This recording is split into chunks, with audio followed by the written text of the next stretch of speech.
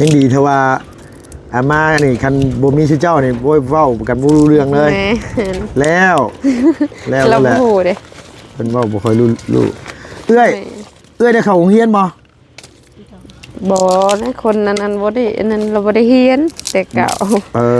ส่วนหลายอันนี้เพิ่นเป็นคนบ้านนี้เลยบ่ล่ะแม่นบ้านนี้เลยบ้านนี้เลยโดยบ้านอดอนนี่เลยโดย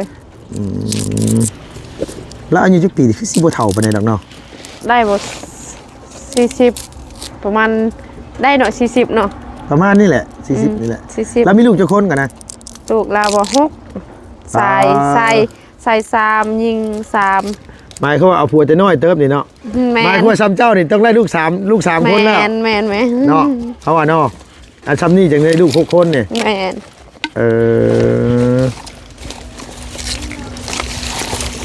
บ่แก้วโดยแล้วมื้อใดเจ้าสิเอาซะละเอาหยังเอาผัวบ่ฮู้บ่ฮู้บ่มีไผเอาบ่มีไผเอาโดยมั่นใจเลือกมาจักบ่ได้เลือกหน้าตาขี้ลายตัวซ้ำแก้วสิว่าขี้ลายเละคนทุกอย่างเนาะไผสิมาเอาเด้เป็นภาระให้เขาทุกยากบ่มีไผมักโอ้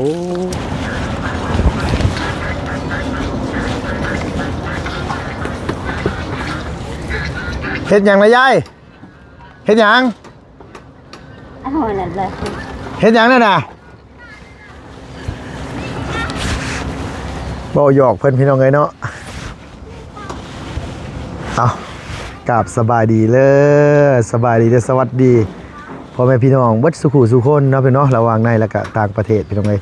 ที่เข้ามารับมาชมช่องลุงเฮิม Channel คือเก่าคือเดิมเนาะพี่น้องเปิดคลิปมาพบมาพ้อกันมื้อนี้ก็อยู่บ้านอดอนเนาะพี่น้องเมืองเซโปนแขวงสะเขตพอดีว่า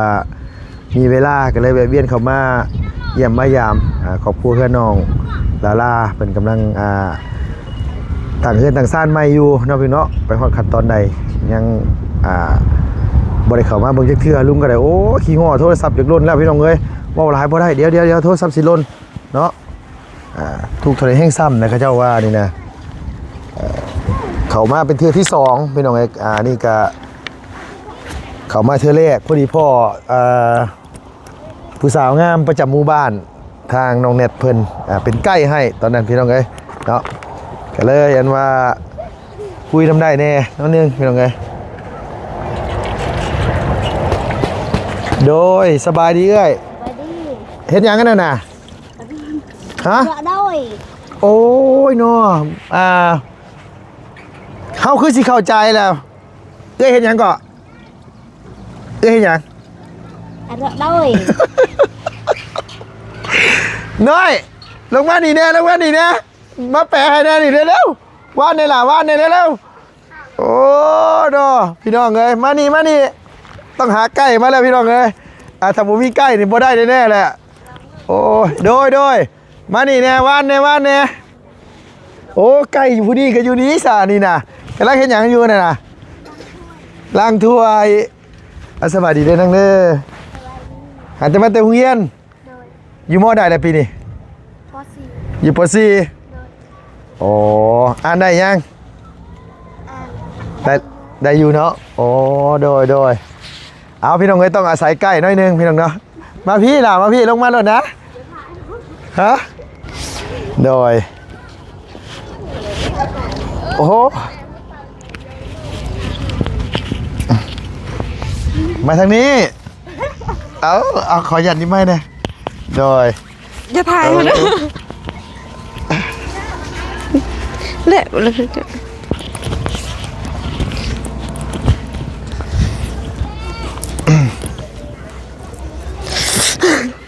ไอ้ถามแล้วว่าเรากำลังเฮ็ดหยังอยู่ได้ยังกินแล้วบ่เข้าใจถามเราอยู่นางถามเราอยู่เป็นรอยจ้าโอเคแต่จ้าบักกินหน่อไม้แล้วว่ายังทันได้ปอกกินหน่อไม้ยังบ่ทันได้เห็นว่าอันต้มซ้ำโดยไม่แล้วเราหากมาแต่หา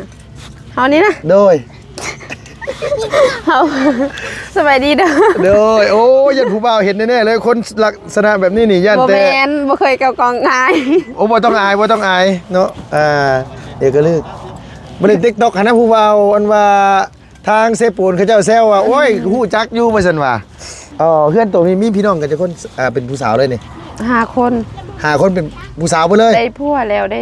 ยังโสดแน่ ยังโสดจะคน สี ยังโสดสิ โดย มีแต่คนขาวๆเนาะเพื่อนนี่เนาะมีแต่คุณงามพี่น้องเลย ขี้ร้าย นั่งมานี่มาละมานี่ม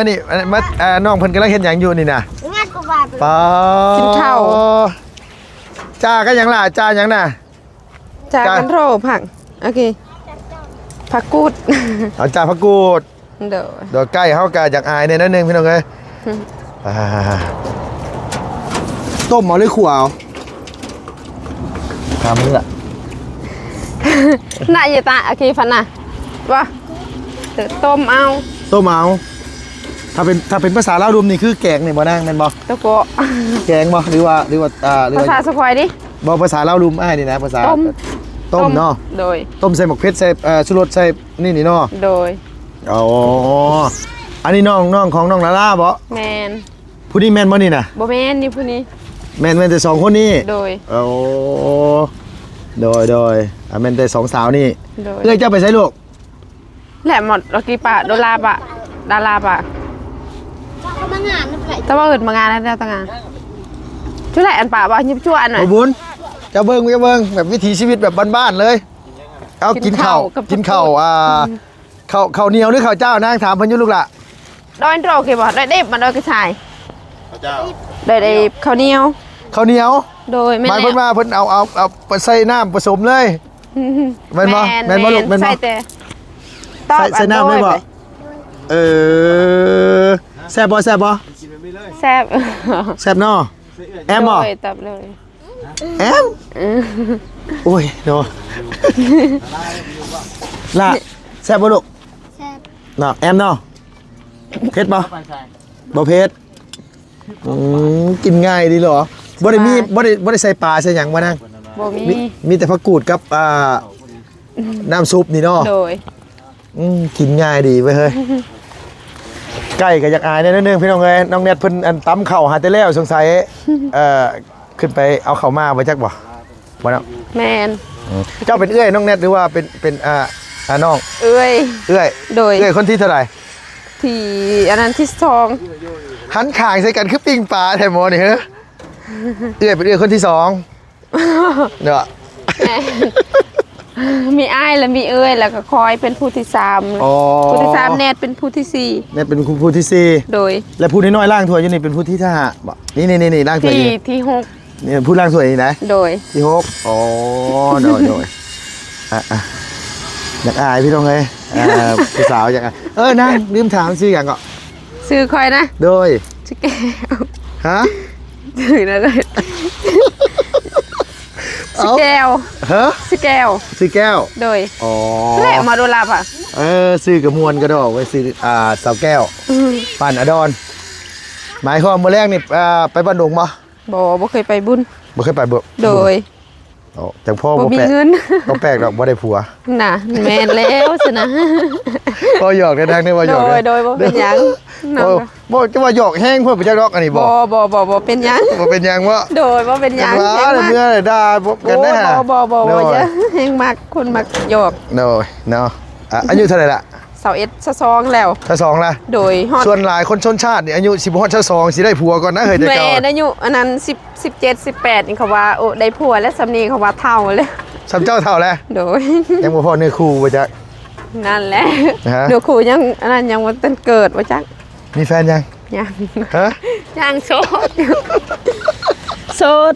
ตั้งอย่าแกล้งน้องเพิ่นนะพี่น้องฮู้อยู่ว่าน้องอยากอายเด้อหั่นอันนี้เนาะ นี่เดนูไหมนะแม่เราไปหา เออ หลาย อันนี้บ่น้ำไม้อย่างนางน้ำไม้บงนี่บ่ แมน ไปเบิดแหละอิ่มแล้วสงสัยอิ่มยังลูกบ่น่าอิ่มนะ ต้อมอันเนี่ย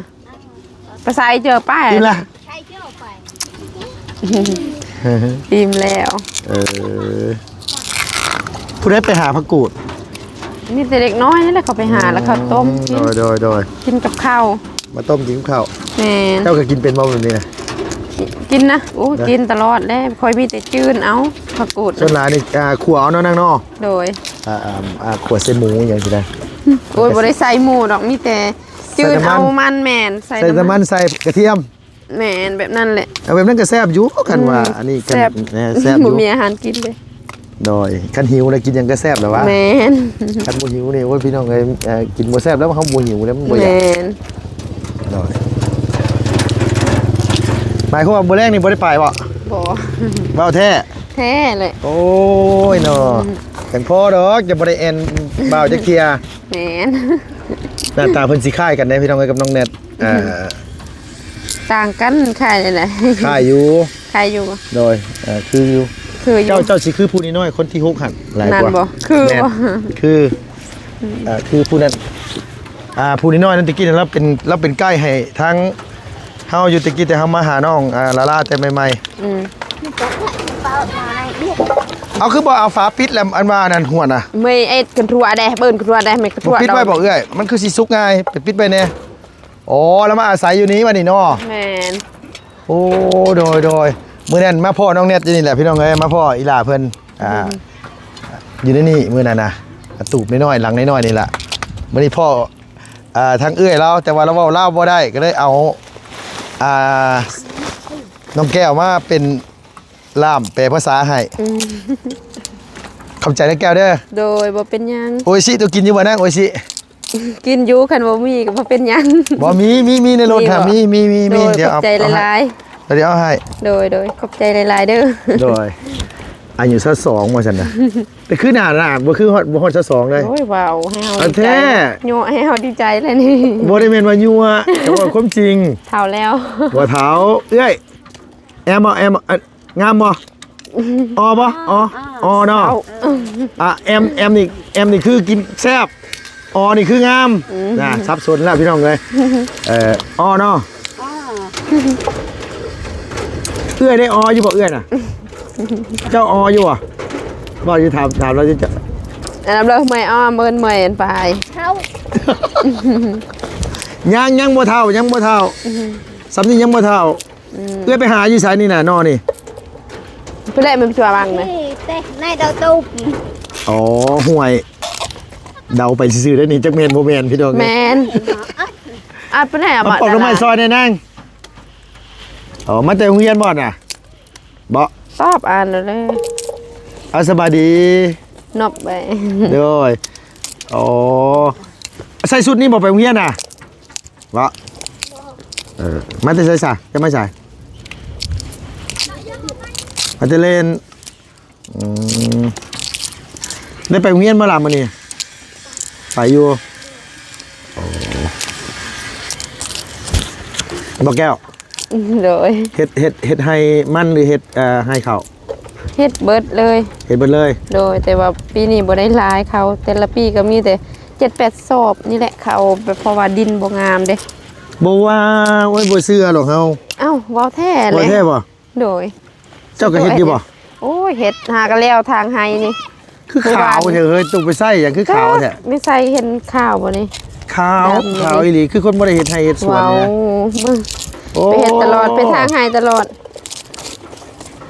ไปทางไห้คู่มือ แม่นบ่ โดยมื้อนี้มื้อวานนี่แล้ว หาแต่แรกเมื่อวานนี่ โดย ไปทางมา บ่เอาผู้บ่าวไปทางซอยเว้ยมันจังแล้วไว้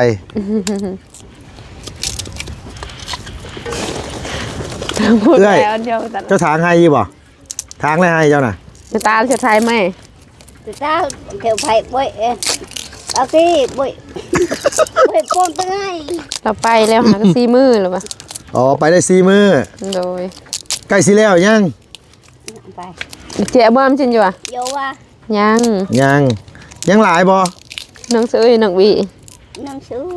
ยังกวางอยู่หรือว่า ยังกว้างอยู่อ๋อไปจะค้นไปทางให้หั่นน่ะ เสนาเนี่ยป่าวะ bột 4 4 คน ลูกเราไป3-4ทางลาว อ๋อโดยไก่บ่ให้ เยิ่งตัวคนไทยไหม dương ơi ไกล เยิงนี่คือไก่เป็นบ่นะ โดย บ่แกอ๋อเยิงนี่คือไก่เนาะ โดยแม่นแล้ว แล้วล่าตัวคือเขาเฮียอยู่ตัวคือเบาเล่าบ่ค่อยเก่งนางบ่บ่เป็นหนังสือ เดี๋ยวอันครูเพิ่นสอนอยู่โรงเรียนนี่เพิ่นสอนเป็นภาษาแบบบ้านลุงบ่หรือว่าเป็นบ้านเจ้าเพิ่นเว้าบ้านเจ้า ดูแลปานใดให้ดูแลปานใดเลี้ยว ครูเป็นคนชนชาติบ่นะ แม่ อ๋อบ่เป็นเหมือนครูคนลาวเนาะเวลาเพิ่นสอนก็สอนหนังสือลาวอยู่แต่เพิ่นเว้าภาษาชนชาติ เว้าอยู่ภาษานั้นแต่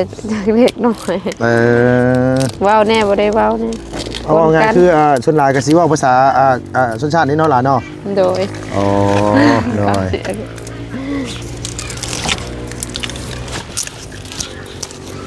ก็นึกว่าครูคนลาว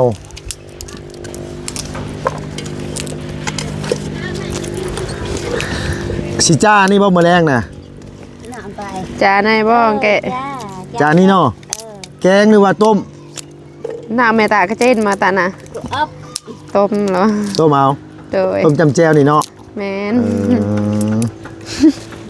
โดย ตะบังเสาะตายเด็ดตะบังมันได้อืม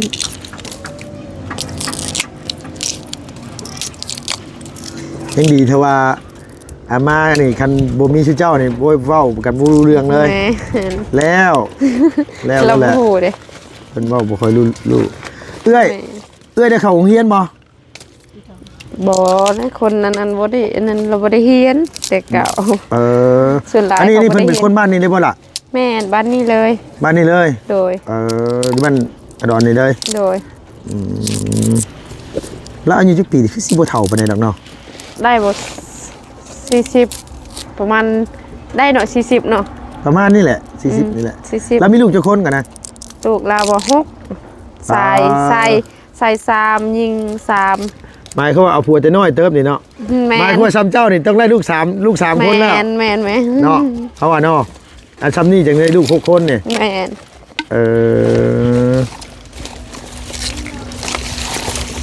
บ่แก้ว โดย แล้วมื้อใดเจ้าสิเอาซะละ เอายัง เอาผัว บ่ฮู้ ฮะ บ่ฮู้บ่มีไผเอา บ่มีแพ้เอา โดย มั่นใจ มั่นใจ เลือกมาจัก บ่ได้เลือกหน้าตาคล้าย ตัวซ้ำแก้วสิว่าขี้ร้าย คล้ายเละคน แท้ ทุก นะ ยาก อีหลี เนาะไผสิมาเอาเด้ ยังก็ เป็นภาระให้เขาทุกยากบ่มีไผมัก โอ้ยมันบ่เกี่ยว คน นะ สมัยดีเขาหาคนมีได้ ฮะ พออยู่พอกินได้คือเฮาทุกข์เนี่ยโอ้ยไผสิมามักเฮาหน้าตาก็ขี้ร้ายอีก โอ้ยบ่เกี่ยวโอ้ยเนาะทอมตนขนาดเลยน้องเอ้ยยานแต่เขาเจ้าเอาเพิ่นได้เดี๋ยวนี้นะมีแต่ปฏิเสธก่อนแหละมีแต่ว่ามีแต่ว่าตัวเองทุกข์ยากหน้าตาขี้ร้าย อีห ไม่ ลี เอา แหละ จั เบิ่ ก ง ซั่นจั น่ะ ง ทุ ซี่ กข์ยากอีหลีแหละ เออ ตัวอายเฮ็ดหยัง บ่เชื่อหรอกซ้ำเจ้าสิว่าขี้ร้ายขนาดว่าเห็นกับตาตัวยังตัวเอาเลยว่าตัวขี้ร้ายน่ะ อ้าวขี้ อ่ะ ร้าย ตัวน่ารักกว่านี้ยังว่ามีคนว่าตัวขี้ร้ายอยู่นะ ไอ้เว้าม่วนซื่อๆไอ้เว้ายองให้เฮาดีใจซื่อๆดอกอันนี้นะ บ่เป็นว่ามวนดอกก็ว่าความจริงนั่นแหละเออ คันว่าง ามก็ ทุก ว่างาม คนว่างามนี่โอ้คือสิดีใจมีแต่อายผู้เดียวยองเฮาว่างามนะ เพราะคนอื่นบ่มีตาที่เขาเบิ่ง บ่แม่นว่า เห็น เขา ความ บ่ งาม มี ของตั ตาว แต่ว่าเขาเห็นนะความขี้ลายแล้วเขาก็เลยบ่ยอง บ่แม่นดอกเอ้ยบ่อึดคนย่องเจ้าหั่นน่ะ โอ้ยมีแต่อายผู้เดียวว่าวอีหลี โอ้โกยยังคือพี่น้องเอ้ยเนาะ บ่มีไผยองเฮาอีหลีเด้ เฮ็ดยังเป็นเฮ้ยตัวนี้คือสิเฮ็ดเป็นทุกอย่างแล้วนางเนาะ เป็นเบิด พูดเข้าพูดน้ำ ได้เบิด ได้เบิดเลย โดย เฮ็ดเป็นได้จักปีนะบ่แก โอ้ยหลายแล้วหลายปีเลย เออ ใหญ่มาก็มีแต่เฮ็ดเวียกนี่แหละทางไห้ทางหยัง ทางให้ทางสวนนี่เนาะ โดยเสียหญ้าเสียหยังก็เป็น เจ้าหญ้า หาพื้นแก้พื้นก็เป็น เออ เป็นเบิดทุก หมา อย ความว่า ย่าง คันภายได้เป็นเมียนี่คือเรียกเฮือนหนึ่งซ่านี่เป็นเบิดแล้วเนาะ โดย แต่งอยู่แต่งกินแซ่บบ่แซ่บว่ากันอีกเรื่องหนึง แหม แต่เป็นนี่เป็นแน่ แม่น ๆอันบ่แซ่บหรือแซ่บนี่เว้ากันอีกเรื่องหนึงเนาะ แม่น โอ้โดยบ่มีผู้เว้าไทยมาจีบบ่นะส่วนหลายคนมาดอนนี่ส่วนหลายสิมีผู้เว้าไทยหลายนะ มีอยู่เขาบ่มักเอาขี้ลายเขาหาคนงาม เจ้าเว้าอยู่ดิเจ้าว่ามีคุยกับผู้เว้าไทยอยู่จักอย่างก็ได้ ๆไผ เจ้าน่ะ บ่เขาบ่มักดอกขี้ลาย เอาพี่น้องเอ้ยเว้าหยอกน้องแก้วบ่เอ้ยเฮือนนี่เพิ่นเฮ็ดกว้างเท่าไหร่ยาวเท่าใดถามเพิ่นจะนะ เซเม็ดดงยาบ่ ไอ้บริจีเชโต เห็ดแม่น ฮะจักแม็ดกูอ่ะ แล้วว่าบ่ฮู้ บ่ฮู้ บ่ได้ถามสร้าง เออ ได้บ่4เม็ดบ่ กว่าอยู่นั่งนะ กว่าบ่ ประมาณบ่ซั่นก็5คูณ6หรือว่า4คูณ5หรือว่าเท่าไหร่ ประมาณนั้นแหละเฮาบ่ฮู้จักซับบ่แม่น โดยฉันเป็นขาวพี่น้องเอ้ย สิโด คนเห็นให้เฮ็ดสวนยังขาวก็ดอกขาวจุนพูนอยู่ครอบครัวก็เจ้าไปใส่ครีมหยังมาบ่แม่นหยังดอกอันที่ถามนี่บ่แม่นหยังได้พี่น้องเอ้ยเนาะอาจจะซื้อมาใส่หั่นนะโดยเอาบ่บุญโดยสบายดีเด้ออันเปิดรถแน่นว่าค่อยอันว่าเอาน้ำมาให้น้องเพิ่นก่อนโดยน้ำโออิชิพี่น้องเอ้ยเนาะโดย เห็นป่ะ น้ำโออิชิพี่น้องเอ้ย ยังก็เฮ้ยไปแล้วบ่อย่าเผาโอ้ย แก้มือลูกกูก็ได้คนนายอัน พี่บายคอยนี่ เอาได้กะ โดยขอบใจหลาย เจ้า ล่ำอยากอาย ให้จานตรงเน็ตเป็นได้ไง ๆอยู่เฮือนแล้วหากันแล้ว ไอ้แก้วเอาไม้มาให้ไอ้นี่แหละ เอามานี่บ่ โดยนั่นโบแมนเว้นของมาบุญตัวนั้นนะน้ำเจ้า บ่แม่นของอ้ายคอยให้เราใส่ โอ้มานั่งมาเอามาสิมาโดย นี่เล่าหนึ่ง เอา ทำไม สิไปได้ล่ะ เอาไปใช้นางอธิบายให้ฟังว่า เด้อ โอ้ย โอ้อยากอายแห้งเนาะพ่ออันว่าอันน้องแก้วพี่น้องเอ้ยเป็นพี่สาวของน้องแนทนะพี่เนาะอยู่ในเฮือนเพิ่นนี่มีมียิ่งอยู่4-5คนเพิ่นซั่นว่าได้ผัวไปแล้วผู้หนึงก็ยังเหลืออยู่3-4 สาวผู้ใดพี่น้องพี่เนาะเอ้าผู้ใดเป็นผู้บ่าวผู้แพ้วยังบ่มีลูกมีเมียมาลบมาแอนได้พี่น้องเนาะอยู่บ้านอดอนน้องเพิ่นก็นิสัยดีเนาะโอ้โดยสบายดีโดยกำลังกันว่าเขาเส้นผา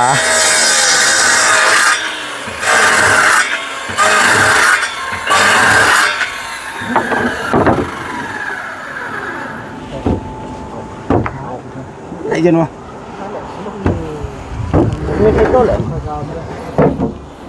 ไม่ยังมันคือเหลืองงามแท้นี่ไม่กันเหลืองบ่ เจอโลกให้เจอปิดเมียสักไม่นาชาปิดแพ้ไม่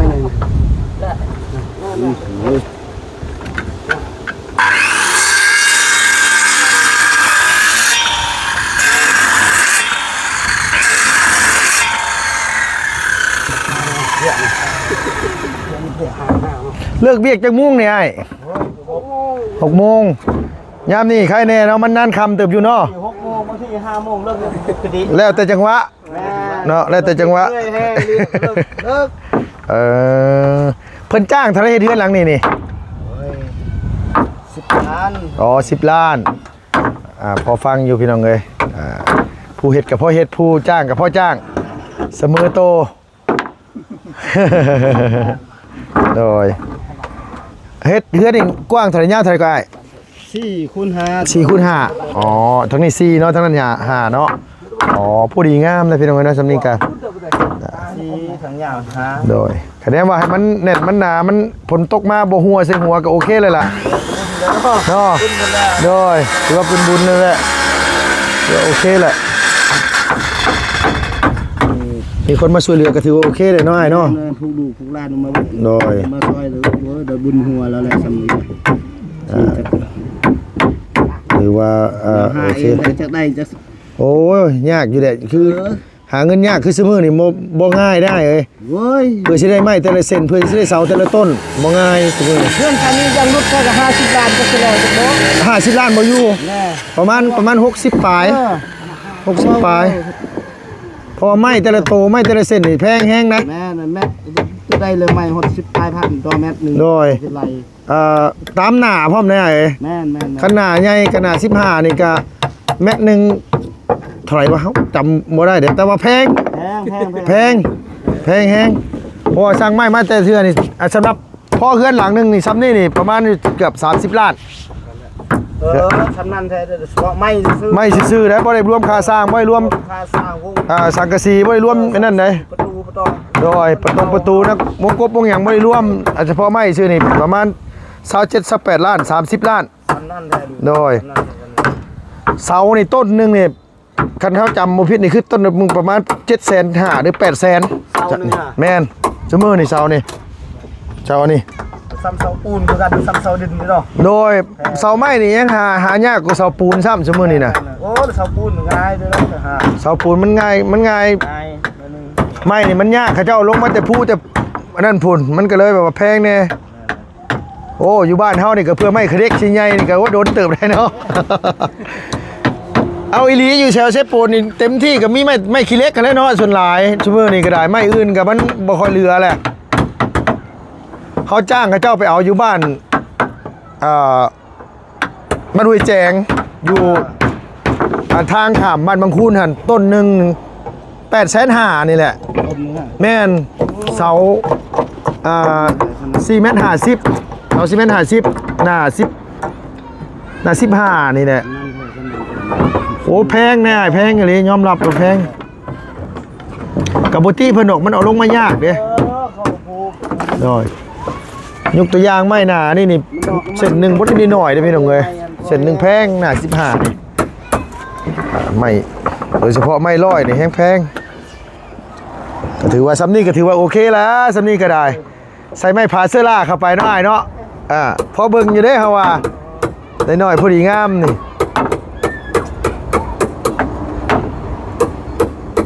ก็ถือว่าโอเคแล้วล่ะซ้ำนี่ก็ได้เฮ็ดจักมื้อแล้วนี่ 8 มือ 8 มื้อนี้ใส่ไม้เสื้อล่าบ่อ้ายฝานี่หรือว่าใส่หยังนี่ ไม่อันนี้แผ่นเรียบเด็ด เอาไม้แผ่นเรียบนี่เนาะอ๋อแผ่นเรียบนี่ก็โอเคแล้วล่ะ ซื้อมาโอ้ย โดย ทนครับใน โดยซุมื้อนี้คือเจ้าเฮ็ดมาดีอยู่นี่นะอันนี้กับแผ่นหนึงนี่80แล้วป่ะคือ60บ่50บ่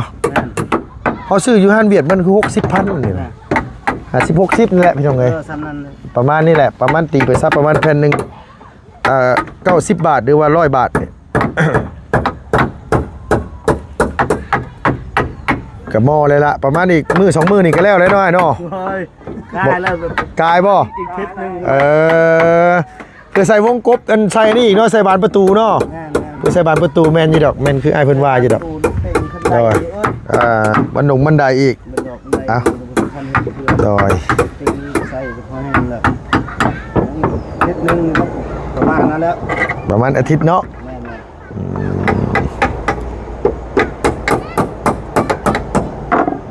ถือว่าโอ้แน่นหนาคักอีหลีแน่นอีหลีพี่น้องเอ้ยคักคันเฮ็ดแล้วๆแล้วก็โอ้นี่ก็มันก็งามอยู่เด้หลังน้อยๆซำนี้ก็ได้ว่าเอาเฮ็ดตกแต่งให้มันงาม แต่มันดี ตกแต่งให้มันดีมันเป็นแต่อยู่กับเป็นแต่อยู่ โอ้ยคันให้เอื้อยแล้วหาเองนี่โอ้ยจักสิยามใดบุจะหน่อยลูกชายใหญ่บ่ลูกชายเอาเมียขอเมียลูกชายอีกพอแห้งอีก อ้าวอีนี่เล่นเนาะพ่อเนาะพอแห้งได้เบื่อสิได้น่ะป๊าดโธลำพังแต่สิได้เสามันนี่ซื้อนี่ก็บ่แม่นง่าย สาเองจะปีไรจะได้ โดย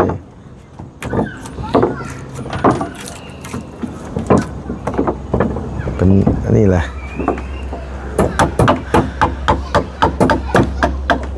ต้นมะม่วงต้นนี้ปีนี้ก็บ่เป็นดอกเลยปีกายนี่คือดกแค่ปีกายนี่ป๊าดโธ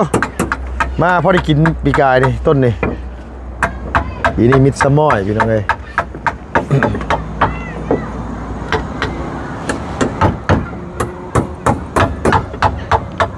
เอาหน่อยสิดีกว่า หนาวซ้ำเนาะเลิกแต่เว้นนี่ได้เมื่อหามน้ำอาบในได้แบบนี้เลย